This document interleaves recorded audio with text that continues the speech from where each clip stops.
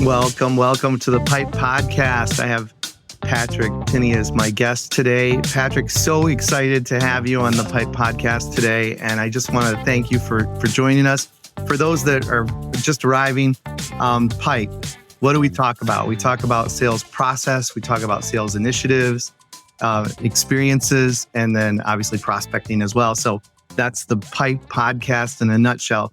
Just love to dig into and just jump into a little bit. And Patrick, if you're ready, I'd just like you to tell our, the audience a little bit about yourself, about your organization, your company.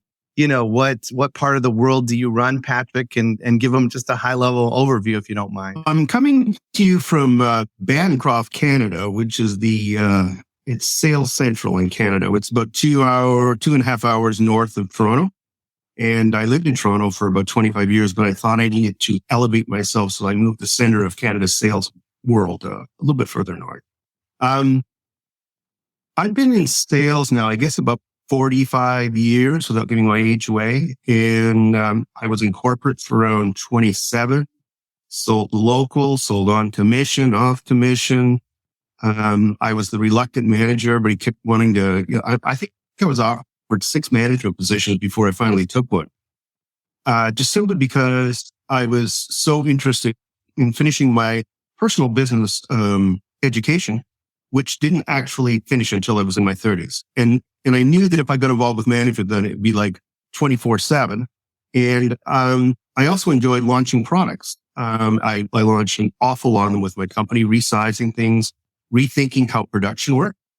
And so with that, when I left corporate, I retired at 49.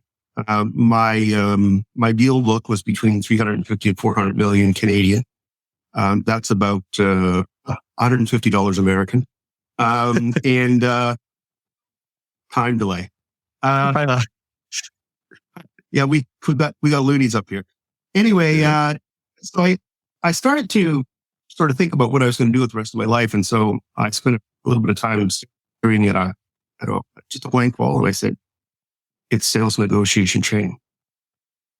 See, in the States, you've got a number of good institutions that teach negotiation. And here in Canada, we hadn't quite arrived yet. And I was probably early to the game, but it was a great time to launch a company and get this 208. That's amazing. So tell me a little bit about that. Like, what was the climate back then? I mean, all of a sudden, you're launching your own organization, you're launching your own company. I mean, there's a lot of movement in the market at that time, which everyone knows about. So how did you keep your head on straight? Like, tell me a little bit more about that. Well, when you identify a gap in the market, it hasn't been filled yet. The universities hadn't done a very good job with it. And I found this out on a 50-store book signing tour that I did. And I did a lot of research. I talked to a lot of people about, what they knew about negotiation and all the rest of it.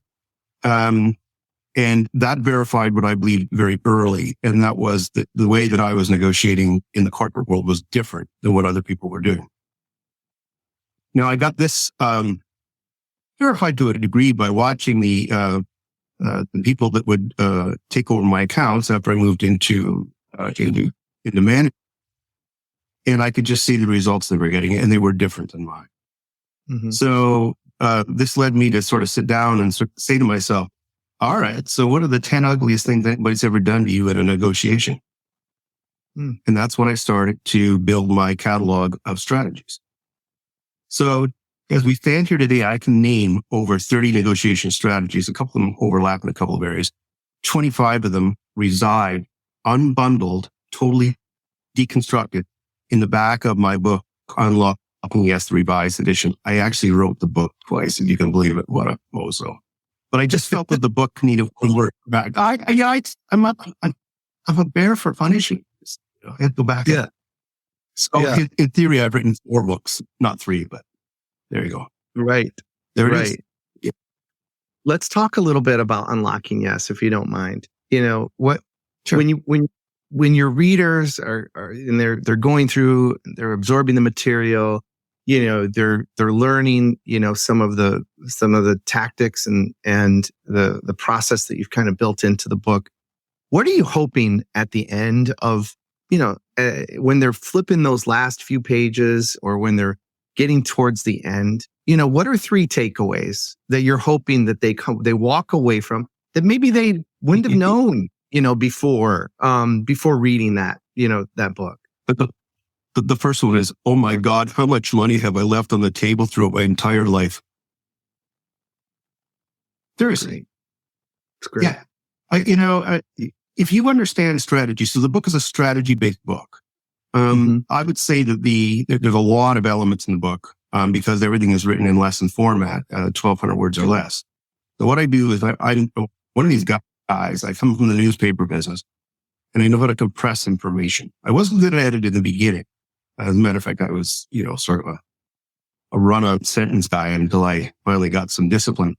But I took what I believe are many of the most complicated negotiation strategies in the world today and simplified them at the grade 11 reading level. And you might ask, why did you do that? Great question, Chris. You're just like on it today. Thank you. Oh, I appreciate you're crushing it. I just like feel that. It's just like every day. So if I had to articulate my target market by country, what would you say are the top 2? I would say anyone that's, by country, target market by country. Yeah. Pick 2 countries. I would say obviously Canada, US, right? India first, the US second. Interesting. India, 1.4 billion people. Okay. It's an open economy. They're almost all entrepreneurs. Mm-hmm. And there's very little of what I do there. Jeb Blunt has been over. He went over and had a look. Sure. He was in India. I actually arranged a dinner for him and a friend of mine, Ruhail Khan. And, they had some time over there. I think it's an incredible country because what it's doing is it's moving from a multi-layer wealth environment to more of a middle class. It's trying to get to middle class.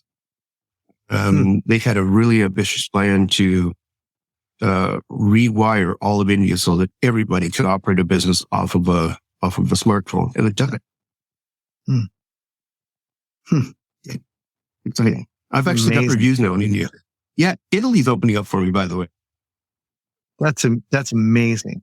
That's a great. I would have never guessed it. I would have never guessed that would be where you're targeting, where you're going after, what you're looking for. But it makes complete sense now that you talked about it. Right? Well, let's look at it this way. If you are going to be successful in business, it's got to be in the United States. If you want to impact arguably the largest emerging economy in the world, has to be India. Because you can't change China single-handed. My books are in China, by the way. So it takes 4 to 5 years for the government to allow your books to go there. But my books appear on JD.com. And I don't just appear on Amazon. So I've got a very unique style of publishing books in that I opened up my own book publishing company. I originally started out with Lulu.com, who were the first company to publish, I think it's 50 Shades of Grey.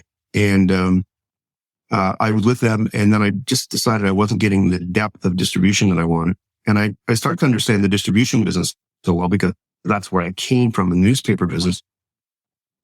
Then when I approached former Barnes and Noble up here in Canada, which is Chapters, for my second book, I walked in with basically a marketing plan, and they bought 800 books on the first track.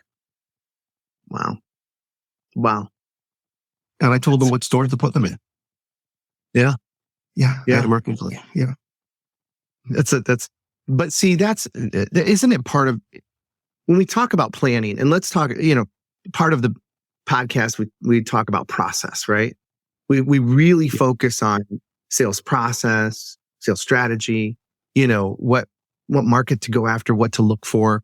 And most of everything we really focus on, at least on this podcast, Patrick, is really sales. It is really that silo of sales, right? But let's talk about the planning piece. And I didn't get you to answer the other two. So you said, okay, first, wait, we go back to the book and we say, okay, the two other takeaways that you're hoping that they walk away from the book. One was leaving a lot of money on the table. What were 2 and 3? Yeah, I would say number 2 would be the revelation that you can actually plan the details of a sales conversion using a triangulated SWOT analysis. I'm the only guy to have done it that I've seen the way that I've done it so far. And I give you all the details. So I actually show you how to do it. So we do a SWOT analysis on the customer, on us, and who we think our closest competitor is to us in that negotiation. So we can talk very much like an insider when we go and do the deal. And, we're focusing on the customer's future thinking. There is part of negotiation that requires us to think about the weaknesses and threats that the customer is facing, but more as a defense mechanism. In other words, to say, if you haven't really thought about this in a while, here's what's coming up behind you, and we can help you. Right. Yeah. That's so great. I would say the last thing is it really has to do with an awareness of what can actually done in a negotiation, in as much as, we've been sold this model of, win-win, win-lose, lose-lose, lose-win. I would argue that there's a 5th piece that goes in there, and it's just to the right of win-win. And that is, how do we grow the pie? How do we make the pie bigger if the other side, their needs are larger than what we can offer from a price perspective? So then we have to say, all right, so listen, what else have you got to put on the table? And if you can widen that pie, then maybe I can go back and sort of say, all right, so we've grown the business larger than we would have thought. So maybe there's a little more openness to do some things that you might not have thought of, and offer some, what I would refer to as elegant solutions. It's brilliant. I mean, and it's so, I've talked to a couple other friends in this industry and in the whole world of sales consultation, coaching, training, mentoring. And, so many times we forget about going back and talking about those elegant solutions that maybe they never thought about. Or how has your organization or business expanded over the years? And now you're offering something, or a service, or a product, or something that your current client doesn't even know that you have. When are we going back to? And you know what? That's right. And so that's that element of coolness that you bring to the very biggest negotiations, where you have real partnerships with your customer, not people who are working over for price all the time. Because why would you take your best creative ideas to people who want to commoditize? So if you walked into one of your largest customers and said, all right, a little insider news, I'm going to pull the curtain back a hair. Here's what we're working on. If you're interested as part of this negotiation, we'll bring you in. We will run beta testing on this. We'll share the research results. We'll be as transparent as we can be. And by the way, it ends up that you will be the first company in your sales vertical to use this, giving you a competitive edge in the marketplace for a period of time. Having a competitive edge where you own something that your competitors don't for a period of time is like watching, a SpaceX rocket go off and realizing you're not in the rocket. Right. Yeah. I mean, and this is a gold nugget right here. I mean, I'm going to repeat it because I wrote it down. Why would you take one of your creative? Why would you take these types of creative ideas, and you would want to, and I'm going to paraphrase it because I wrote part of it down.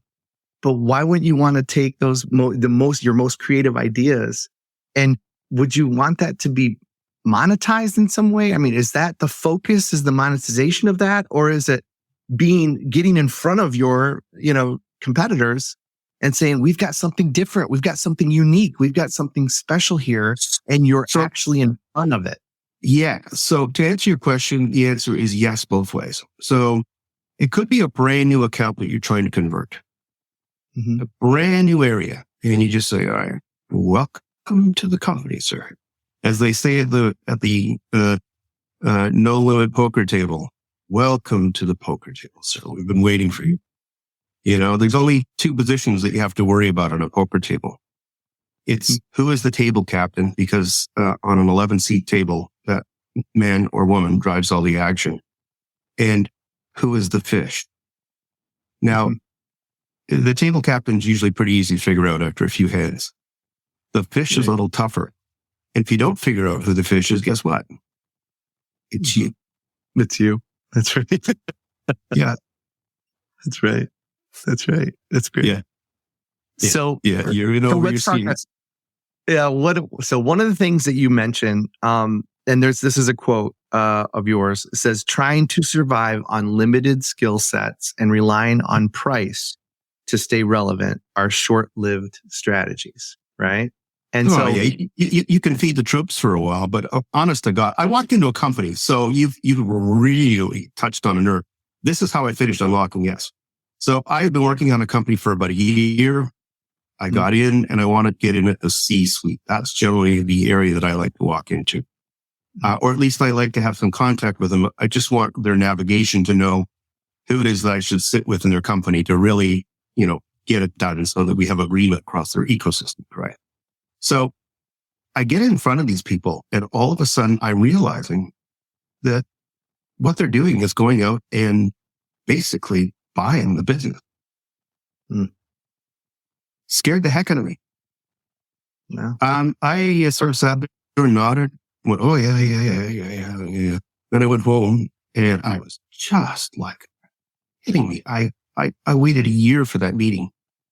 Big boardroom, all the rest of it. And I'm telling you, they had no money and blah, blah, blah. And all this. I hear this a lot. So anyway, I went home and I thought, this is it. I'm going to write a proposal I know you can't. I just don't want to be a part of it. I can't. If that is the thinking at the top of the company, how am I going to change everybody? No, culture is so important. No, and it's good. I mean, culture's it. It's it. And how many times have you walked into an organization where they may not have everything right, but man, the culture's on point. They've got individuals within those roles that are, they're committed to the organization. They want the company to grow. They want to do a great job in their roles. I mean, now those are exciting organizations as long as they have something viable, right? Something viable in the marketplace people either want or need. Right. So I think there's a lot of companies like that. And I think what happens, to be perfectly honest with you, Chris, is I think that organizations just get and they can't figure out how to get out, and they're surviving. So if you're surviving, but you're not growing, people are being paid, braces are being covered, people are being fed, but you're not growing. And through the pandemic, how much of this have we witnessed? I mean, we've got more bankruptcies here in Canada than Carter has liver pills. Right. But he's still alive. Yeah. There's a lot that are gone. I've walked into businesses and, I remember walking into a smaller business one day and the lady said, yeah, come on in and I'll take care of you. She said, by the way, you'll be one of my last customers. I said, why? I said, you're running it out of your house. Everything is brilliant. Your costs are all figured in. This is just clean money. She goes, I've had it. She just couldn't see growing the business anymore. Yeah. And the other thing that I see happening, which is really worrisome to me, not to everybody, But when people go to sell companies, sometimes they don't know how to sell their company. They don't know how to put a value on it. They don't know how to create value. They don't know how to express futures. They may have great real estate, great chattels, but they don't know how to put a valuation on it. I saw a business up here that should have sold for around $6 million, go for 1.5. Oh my goodness.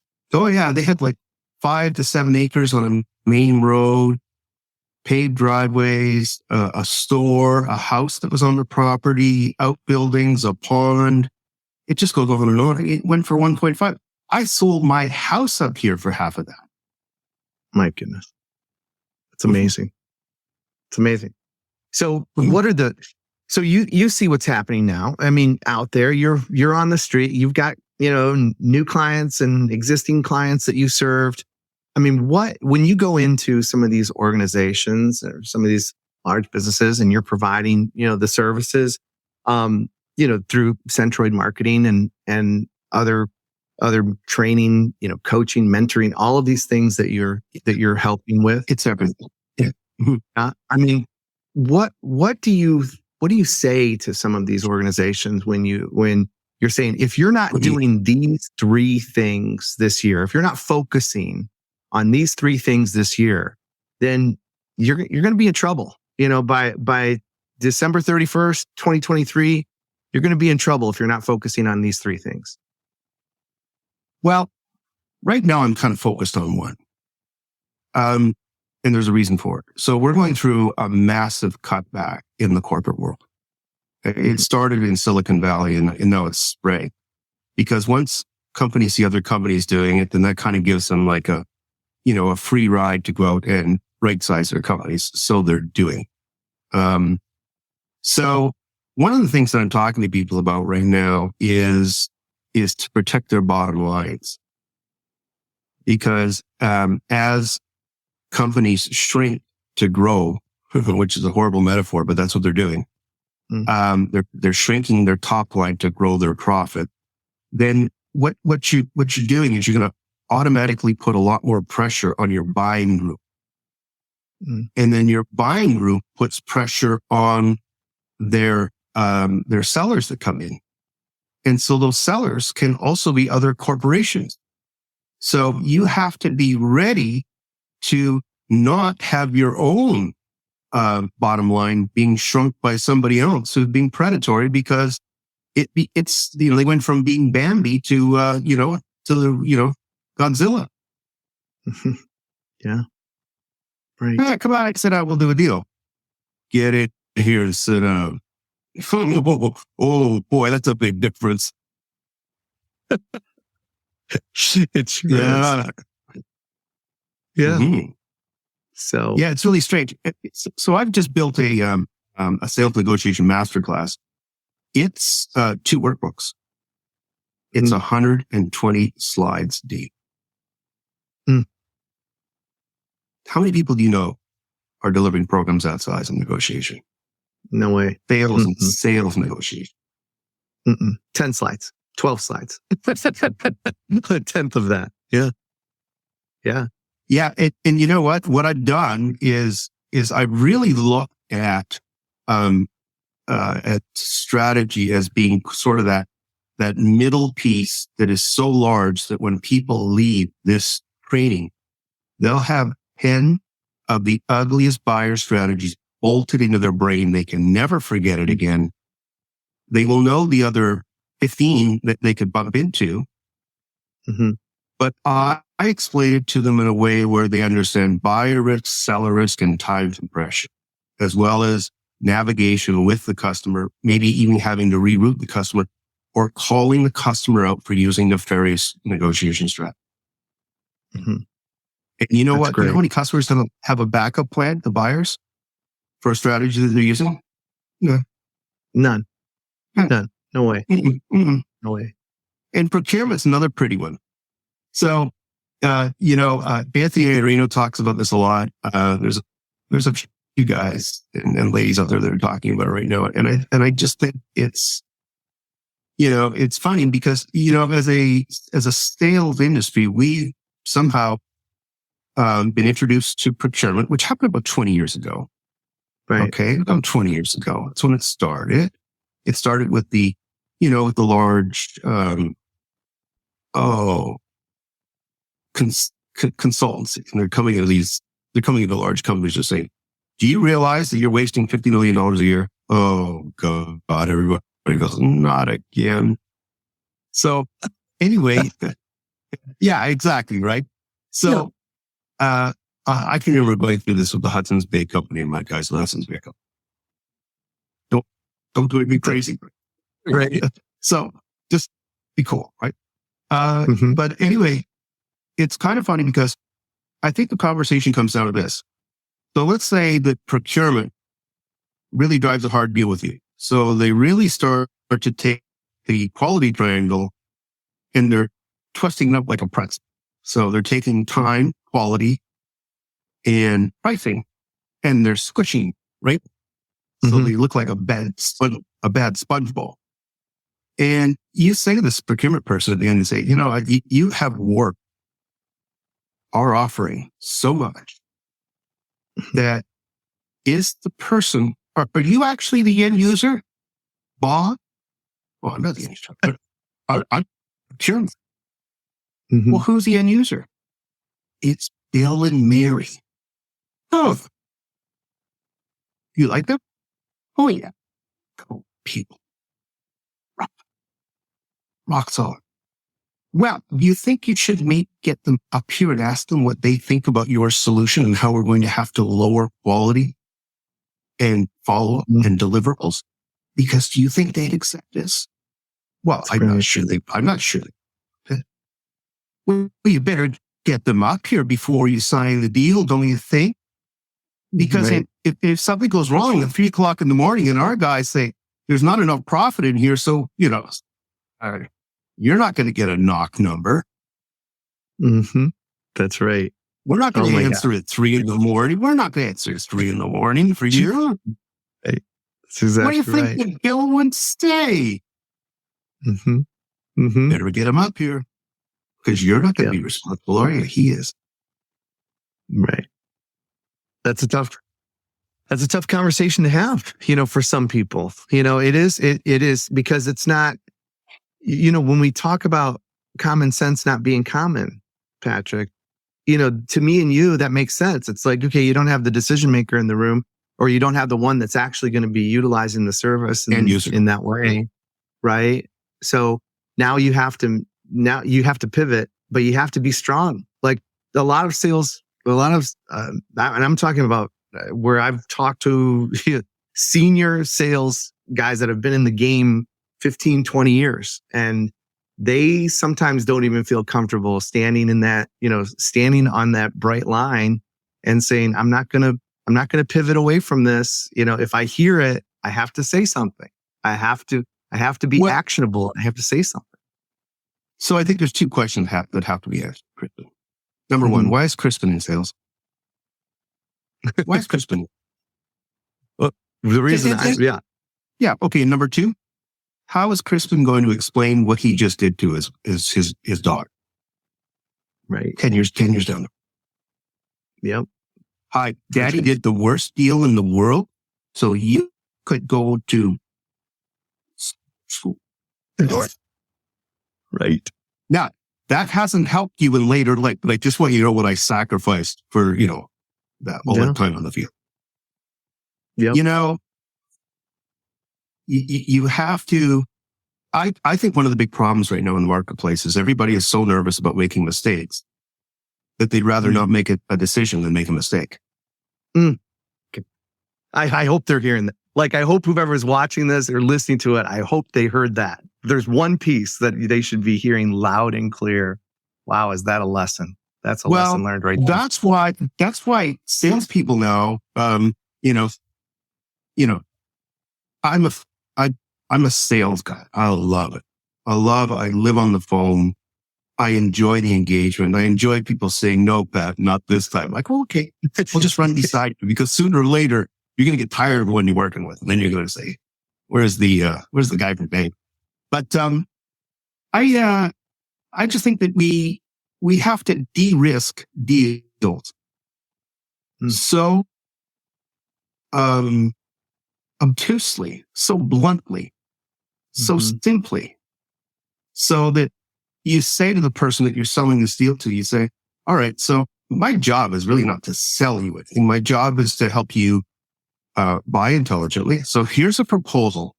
I want you to read it. We'll read it together. I'll sit beside. Okay, first of all, Sure. that shortens the tape. Second thing is, what I'd like you to do is take it home and present it to your husband or wife and see if they understand what you're potentially going to buy. Because if they don't understand what you're going to buy, then you got to come back to me so I can help you understand what you're buying.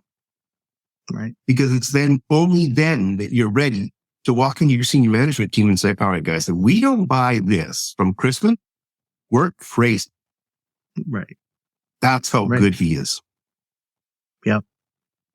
That's right. And that's how de-risked this deal is. I mean, it's just like, what if our competitor gets it? What if they get Crispin? And we don't? Yeah. And we're in the same vertical. That's right. Break out the tweezers. I love it. I mean, I'm telling you. And then we might have a name for your next book. De-risking the deal. I mean, just think about how much we could talk. We could take a whole nother episode and just talk about that. Shortening the table. Talk about it for de-risking the deal. I mean, that whole piece, Patrick, is just absolutely critical, especially in this environment right now, because everyone's looking to be a little different than the competition. Everyone's looking to be, to sound and act differently in hopes of, because it's such a competitive marketplace, in hopes of the actual, buyer saying, at least some of, and I can tell you only about the best opportunities and the best deals I've ever been able to have the opportunity to work with, in these organizations that I've had to the opportunity to work with, when they've come back to me and they've said, Crispin, your pricing, you're not the cheapest, right? And your product set and what you're offering, comparable to what's happening. You built a good value proposition for what you're going to do for us. But there's just something different about you. And I'm not even sure they put their finger on it. I'm not even sure they could put their finger on it, but it's the way that the whole, sales event was managed from end to end.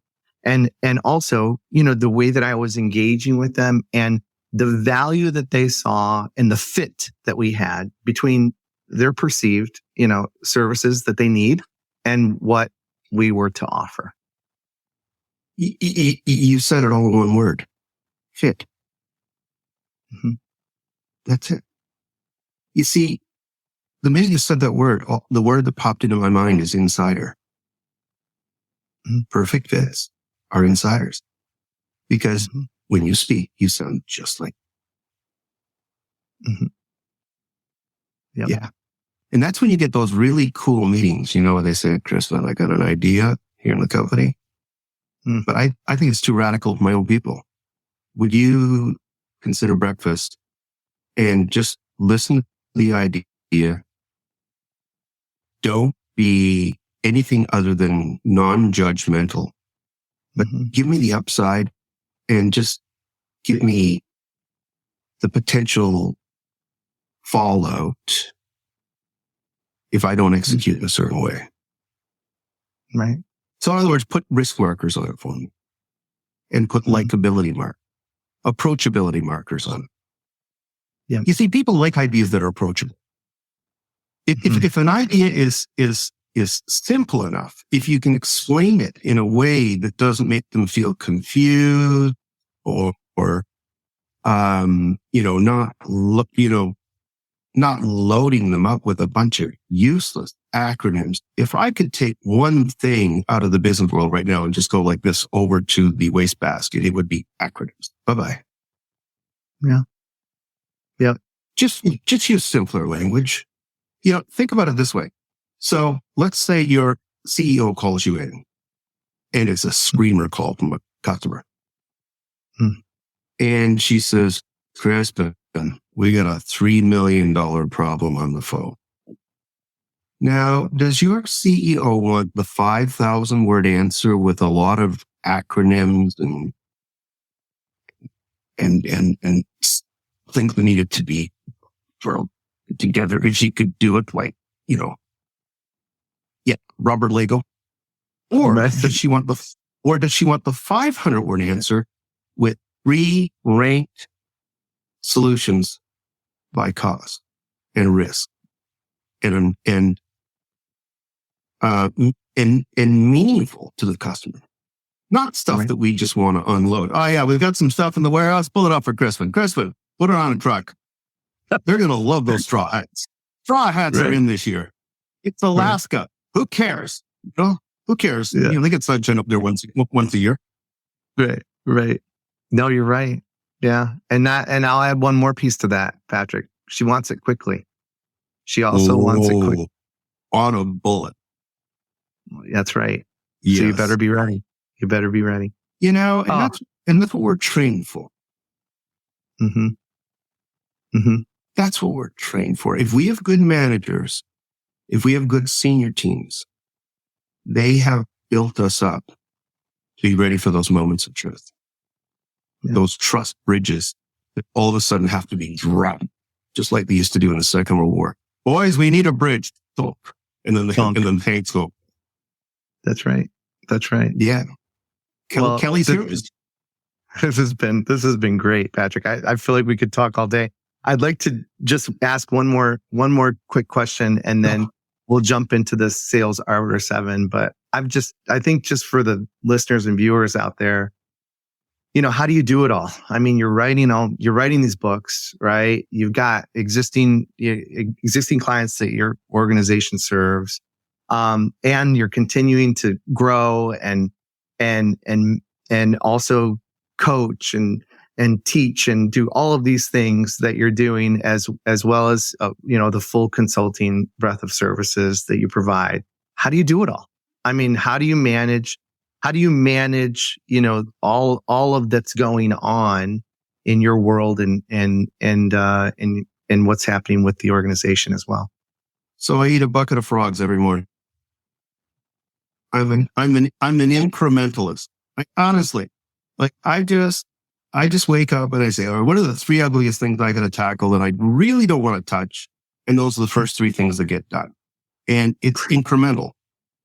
It took me 7 years to finish Unlocking Yes, and then took another year and went back and rewrote it. I wrote Perpetual Hunger at the behest of the Global Minister of Entrepreneurship and Economic Development for the United Nations. His name is Tamer Hegazi. I dedicated the book to him. I wrote it in 7 weeks, going around the clock. I could see the whole book in my mind. I just opened up my computer on January the 1st, 2016. We met in 2015 when he said, I want you to write a second book. What I didn't realize was that my intellectual property number not only goes to Heritage Canada, it would be another area, in the United States wouldn't be called Heritage. It would be, a foundation. But the second place that it goes is the United Nations. Wow. Yeah. That's how they track a lot of intellectual property all over the world. Yeah. Yeah. That's amazing. You say, we're going to do it. No That's excuses. Make your bed. I love. You know what I'm fucking doing? That general says, make your bed. Mm-hmm. I wash my own dishes.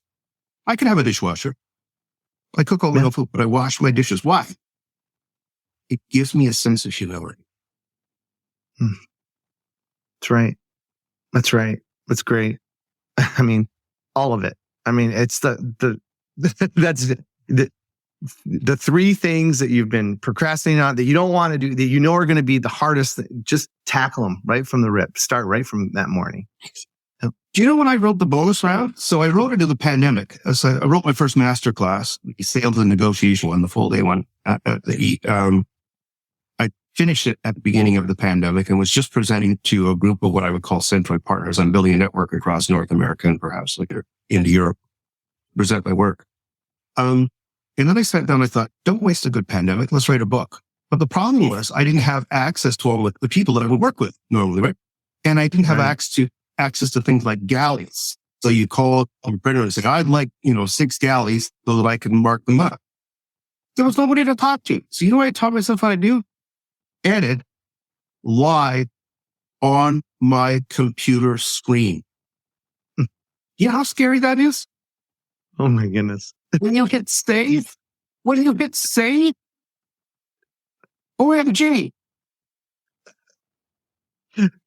Honest to God, it's like the scariest thing in the world. It's, I don't want to sort of get into too many metaphors about how scary it is, but think about how scary that is. Right. I got it. Yeah. I got it. Yeah. That's great. That's good. All right. We're going to jump into the Sales Arbiter 7 now, if you're okay with that. Yeah, sure. And, Sure. I stole this from my friend, James Lipton, who was inside the actor studio. I just thought there was some application for it here. And it really has resonated with those that have been on the show because they find out a little bit more about Patrick Tinney than maybe they originally thought or knew. So just kind of 7 fun questions that we can end with. And then I'll make sure that, everyone knows how to get a hold of you, Patrick, as well. So when they're reaching out and they want help with the services and consulting, services that you provide, as well as the marketing side, that they have a clear path to get to you. So let's just start with the first one. So what's your favorite word, Patrick? Advance. Actually, there's 2, advance and integrity. That's good. The second one might speak for itself. Tell me a little bit more about the first one. Well, we can't change the past. And if we spend too much time in the future, then we don't get anything done in the present. As Uriah Heep once said in a song, today is only yesterday's tomorrow. So you got to spend all your time in today or you'll waste it. Yeah. Like I'm one of the, when it comes down to time management, I get a lot done. Great. That's great. I commit. I commit. Let's move to the next one. So what's your least favorite word? I have a lot of. I don't like sentences that begin with because. How can you put a causality word at the beginning of the sentence?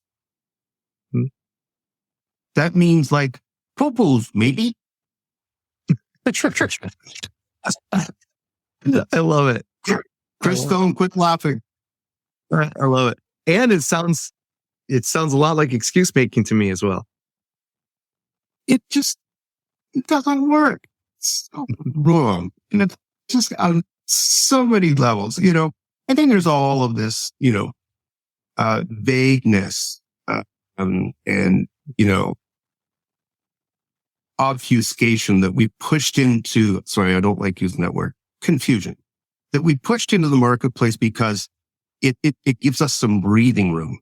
Come on, just step up and use very small words. The most important words in the world? Yes, no, war. That's it. Wow. Those 3 words, you can say them in Italian, Latino, you can say them in German, man, everybody gets you. You're good. Icelandic is a bonus. There you go. That's great. I love it. Okay. What is something that could make your day? Changing the trajectory of thought. I love it. Change the trajectory of your thought. It's great. Their thoughts. Their thoughts. Yeah. What's something that could ruin your day, Patrick?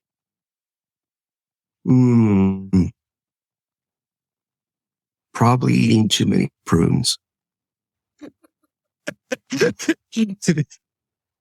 Because so you've done it. No. Oh no! You can't hide that kind of response. Oh, I know what it is. Forgetting your parachute when you go hot air ballooning. I did that. I went hot air ballooning, and I'm up in the air, and I got the Scottish. And by the way, I got tricked into it, and I was really hungover. And I got this Scottish female pilot. She looks over, and what happened is the clouds closed under us, and she looks over at me and she says, "Keep an eye open for the big ups." And I go right on. I'm staring out into nothingness because there's no noise at 15,000 feet. And Right. finally I thought, better ask, right? I said, by the way, what are big O's? She goes, as we come down their big bloody towers that boom. And I went, oh, go. And then you would forgot your parachute. Those. That's not good. That's a tough day. What sound or noise do you love?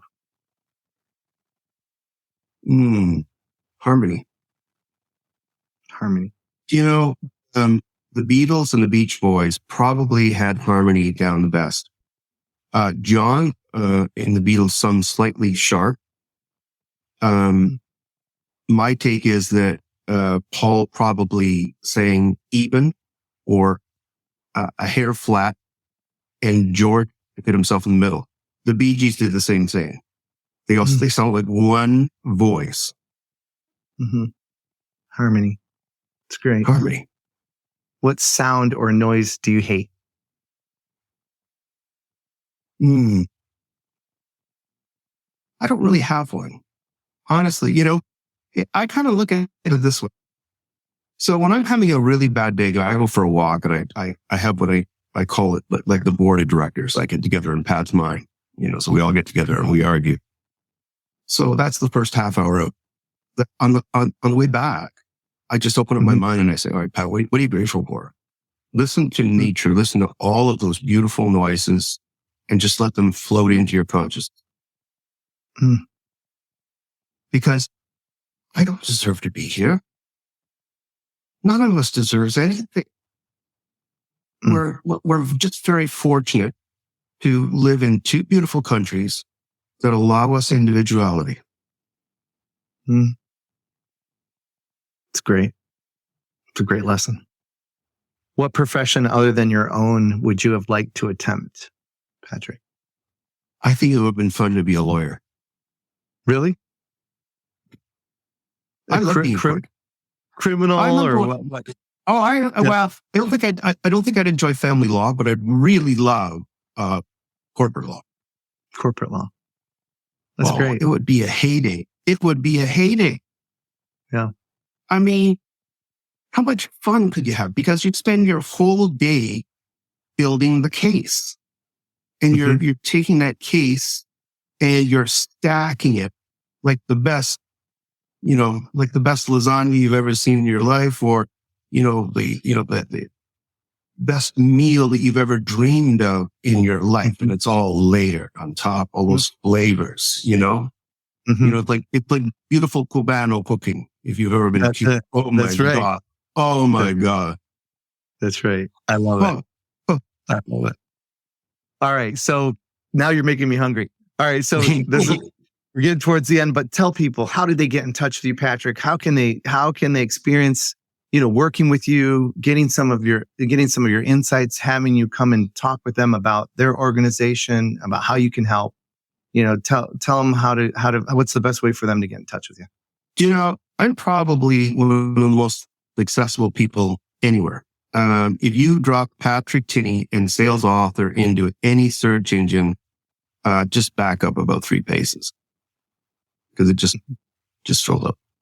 There's Great. so much content up there now. I've been honored by people like you, Chris, who felt confident that I would deliver some decent value to your listeners. I've been following you for a while. You've been around for a while, and all of these gold nuggets that people are listening to today, and hopefully taking some lessons, not only current lessons but life lessons from you. I think it's just so valuable to hear your stories and be able to for us to be able to show how you can really help, and how you have this deep desire to do that for organizations throughout the United States. And now that I know that you're focusing on a whole nother country as well, like India, that is extremely impressive and makes a lot of sense. So I'm just so glad to have had you on today. And it just means the world. Lots of fun having you on today, and look forward to seeing you again soon for sure. I always close the show like this, Patrick. I always say, keep selling and have fun doing it. I think it's really important. Great to have you on today, Patrick. Yeah. Thank you so much, Kristen. And you know what? I got to tell you, you fight above your belt weight in sales. I can see it, man. You're a bona fide rascal. I appreciate that. I appreciate it. Thank you so much. Thanks for being on. Appreciate you.